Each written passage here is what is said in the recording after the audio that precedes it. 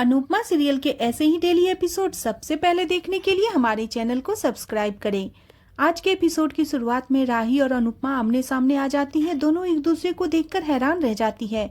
पंडित जी राही से कहते हैं, इस चुनरी को भगवान का आशीर्वाद समझो, लेकिन राही चुनरी को फेंकते हुए कहती है उसे यह आशीर्वाद नहीं चाहिए। तभी अनुपमा उसे रोकती है और कहती है, भगवान के आशीर्वाद का अपमान मत करो। राही गुस्से में हाथ छुड़ाती है, तभी गिर जाती है। प्रेम उसे संभालता है। अनुपमा राही के लिए चिंता करती है, लेकिन राही ताना मारती है, आपको बस तकलीफ देना ही आता है।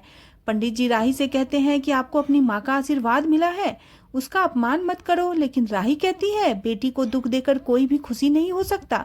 इस बीच मनोहर जी उन्हें समझाते हैं, अगर लड़ना है तो प्रतियोगिता में लड़ना, यहाँ मंदिर की मर्यादा को भंग मत करो। अनुपमा राही से कहती है, कम से कम भगवान के मंदिर में शांति से रहो। राही गुस्से में कहती है, आपको देखते ही मेरे अंदर आग लग जाती है। क्या आपको फाइनल से पहले मेरे सामने आना जरूरी था? अनुपमा कहती है, मंदिर में कोई भी आ सकता है, मुझे नहीं पता था कि तुम यहाँ हो। राही कहती है, हो सकता है आपको पता हो, क्या पूरे अहमदाबाद में आपको कोई दूसरा मंदिर नहीं मिला? अनुपमा कहती है, यह महज एक संयोग है।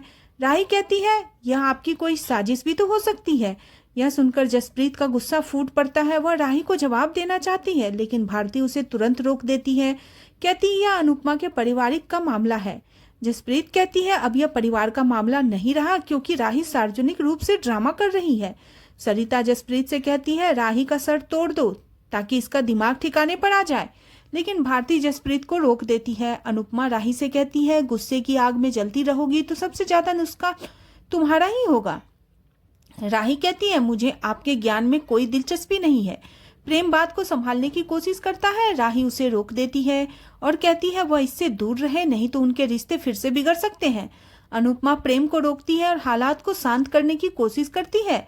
इधर ख्याति मोटिवा से कहती है कि फिर से पूजा करनी होगी, क्योंकि अनुपमा ने सब कुछ बिगाड़ दिया है।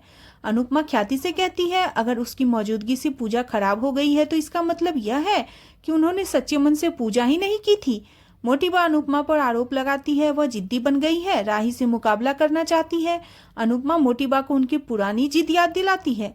आप खुद प्रेम और राही की शादी में माही और आर्यन की शादी में जिद पकड़कर बैठ गई थी, तब क्या आपको बच्चों की खुशी नजर नहीं आई?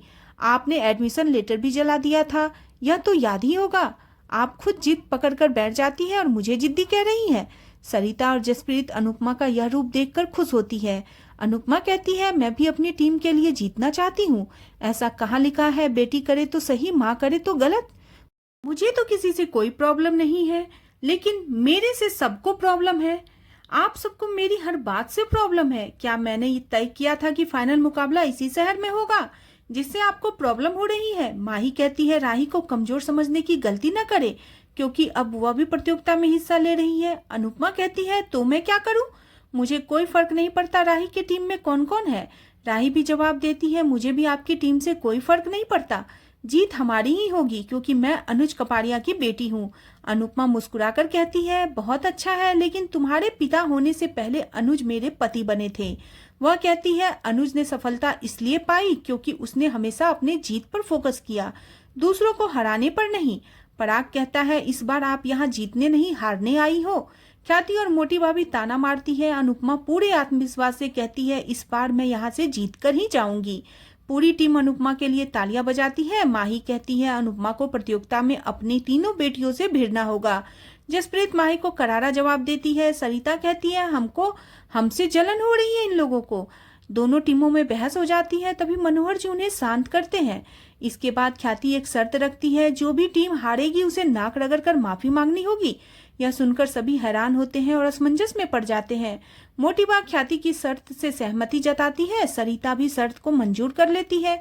अनुपमा और राही घबरा जाती है। प्रेम परेशान होकर सोचता है, बिना बात के माँ बेटी में महाभारत छिड़ गई है। अभी यह हाल है तो फाइनल में क्या होगा? राही आरती करने के लिए जाती है तो सभी अनुपमा को भी आरती करने के लिए कहते हैं। इसके बाद अनुपमा और राही एक साथ भगवान की आरती करती है। प्रेम बेचैन होता है। दोनों पूजा करते एक दूसरे को देखती है। आरती पूरी होने के बाद अनुपमा और राही एक दूसरे को फाइनल मुकाबला के लिए ऑल द बेस्ट कहते हैं। इसके बाद अनुपमा अपनी टीम के साथ वहां से चली जाती है। दूसरी तरफ अनुपमा से मिलने लोग पैसे ले रहा होता है तोसू। बाबूजी और लीला उसे देखते हैं। बाबूजी को तोसू पर गुस्सा आता है। लीला कहती है तोसू तो मूर्ख है, लेकिन आप लोग अनुपमा के आने की तैयारियां क्यों कर रहे हो? बाबूजी कहते हैं वोटिंग से फैसला हो चुका है, इसलिए अब तुम मना नहीं कर सकती। इधर तोसू खुश होता है और कहता है आजकल तो चुड़ैल जैसी डॉल भी लाखों में बिकती है, मैं तो अपनी मम्मी की प्रसिद्धि का फायदा उठा रहा हूँ, और क्यों न उठाऊं, अब मुझे अमीर बनने से कोई नहीं रोक सकता। तभी उसके पास मैसेज आता है और वह बताता है मम्मी अहमदाबाद पहुंच गई है। लीला कहती है अनुपमा होटल में रुकेगी। बाबूजी कहते हैं अगर अनुपमा का मन होगा तो वह यहाँ आएगी, अगर उसको इस घर में रहने का मन होगा तो वह यहीं रहेगी, तुम्हें परेशानी है तो तुम होटल में चले जाओ। लीला नाराज होती है और चली जाती है। दूसरी तरफ प्रार्थना अंश को समझाने की कोशिश करता है, लेकिन अंश साफ कहता है अब मुझे शादी करनी ही है, मुझे तुम पर और इस बच्चे पर पूरा हक चाहिए। अंश प्रार्थना को लेकर मंदिर की तरफ जाता है। इधर अनुपमा भी उसी मंदिर से आ रही होती है। अनुपमा वहां से निकल जाती है और वह अंश और प्रार्थना को नहीं देख पाती। दूसरी तरफ राही बेचैन होती है। मोटी बा कहती है तुम ज्यादा मत सोचो। माही कहती है अब तुम चिंता मत करो, क्योंकि अब मैं भी तुम्हारी टीम में हूँ। राही दुखी होकर कहती है वह मेरी माँ भी है और मेरी गुरु भी है, उन्हें चैलेंज करके मुझ पे क्या बीत रही है यह कोई नहीं सोच सकता। तभी ख्याति कहती है तुम यह सब भूल जाओ और सिर्फ इतना याद रखो कि वह तुम्हारी कंपटीटर है। रिश्ता भूल जाओ और सिर्फ नफरत याद रखो। राही कहती है रिश्ता है तभी तो नफरत है। इसी बीच अंश और प्रार्थना वहां आते हैं। सभी उन्हें देखकर हैरान होते हैं। मोटी बा गुस्से में प्रार्थना से कहती है पेट में पाप की निशानी लेकर हमारे सामने क्यों आई हो? प्रार्थना साफ कहती है यह बच्चा अंश का नहीं है, लेकिन मैं यह बताने आई हूँ अब से यह बच्चा अंश का ही कहलाएगा। अंश कहता है हमें भगवान को अपना फैसला बता दिया है और अब आप सबको बताने आए हैं, मैं प्रार्थना से शादी करके इस बच्चे को अपना नाम दूंगा। यह सुनकर पूरा परिवार स्तंभ रह जाता है।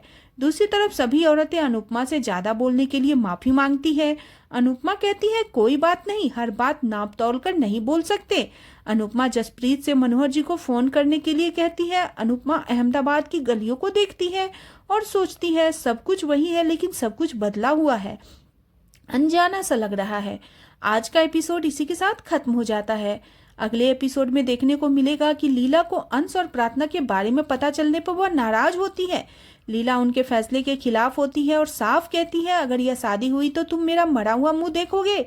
और अंश जिद पे अड़ा रहता है कि मैं प्रार्थना से शादी करके ही रहूंगा। इसके बाद अनुपमा लीला को समझाती है कि आप सिर्फ अंश की खुशी के बारे में सोचिए।